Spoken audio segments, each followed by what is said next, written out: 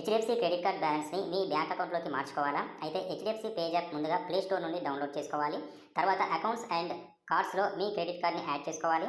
ఇక్కడ ప్లస్ సింబల్ని టచ్ చేస్తే మీ కార్డ్ యొక్క number, expiry date, CVV number, card holder name enter చేసి యాడ్ చేసుకోవాలి. యాడ్ చేసిన తర్వాత బ్యాక్కి వచ్చి పేజ్ యాప్ వ్యాలెట్ ఓపెన్ చేయండి. చేశాక ₹100 అయితే యాడ్ చేస్తున్నాను. ప్రొసీడ్ టు యాడ్ అనండి. ఇక్కడ యాడ్ చేసిన క్రెడిట్ కార్డ్ నుండి మనీ వ్యాలెట్లోకి వెళ్ళిపోతాయి. ఇక్కడ స్వైప్ టు పే అనండి.